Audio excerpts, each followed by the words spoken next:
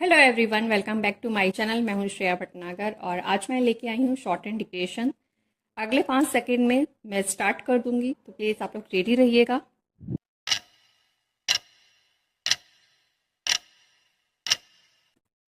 इस्लामी आतंकवाद की तुलना उस राक्षस से की जा सकती है जिसके प्राण उसके शरीर में ना होकर एक तोते में बसते थे।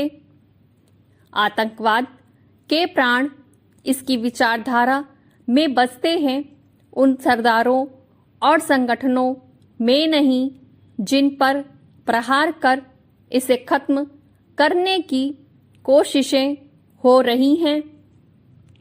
यदि ओसामा बिन लादेन या मोहम्मद अफजल को काबू भी कर लिया जाए तो भी आतंक का सिलसिला खत्म होने वाला नहीं है।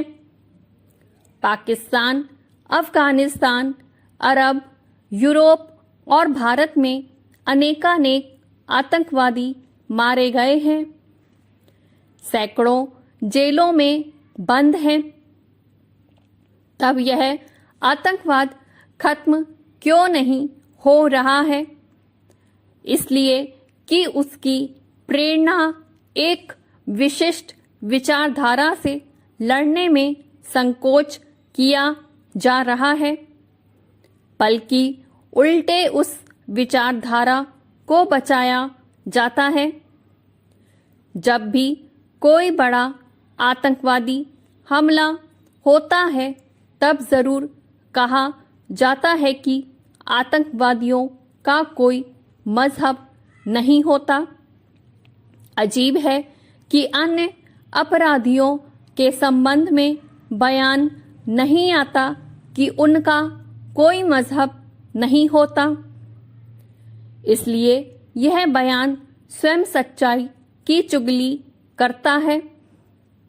अभी मुंबई हमले के बाद भी मौलाना मदनी, अभिनेता आमिर खान और कुछ एक मुस्लिम हस्तियों ने वही बयान दोहराया। राजनीतिक दल भी ऐसी ही रट लगा रहे हैं। यदि सच है कि आतंकवादियों का कोई मजहब नहीं होता तो पिछले 8 वर्ष में दुनिया में हुए लगभग सभी आतंकवादी कारनामों के तार केवल एक देश पाकिस्तान से ही जुड़े क्यों पाए गए? दुनिया भर के आतंकवादी प्रशिक्षण या तैयारी करने वहीं क्यों जाते हैं? जापान या श्रीलंका क्यों नहीं जाते?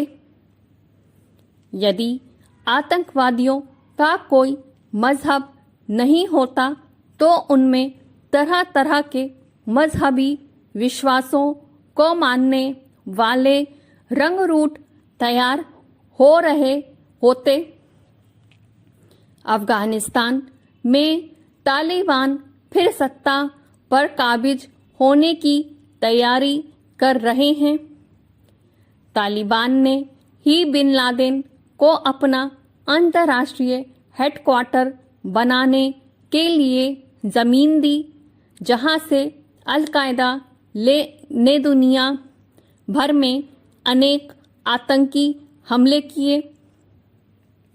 क्या आमिर खान बताएंगे कि दुनिया की किसी ईसाई मिशनरी या बौद्ध विद्यालय से एक भी आतंकवादी क्यों नहीं निकला? पाकिस्तान में 6 वर्ष पहले मजहबी मामलों के मंत्री महमूद अहमद गाजी ने कहा था कि वहां 10,000 ऐसे मदरसों की पहचान की जा रही है जहां से आतंकवाद के प्रसार का संदेह है। ये थी मेरी आज की डिक्टेशन। उम्मीद करती हूँ आज आपको वर्ड क्लियर लगे होंगे, समझ में आए होंगे, लिखते बना होगा, स्पीड सही लगी होगी।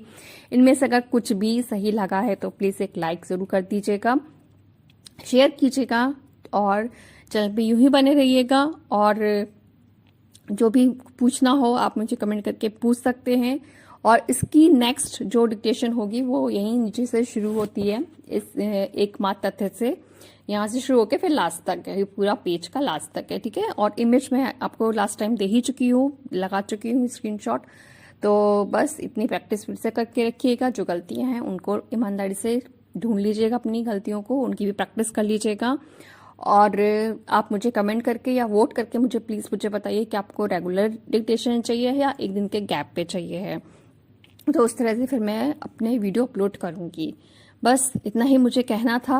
और अब बस मिलते हैं जल्दी नेक्स्ट डिक्टेशन में, तब तक के लिए bye bye, take care, thank you.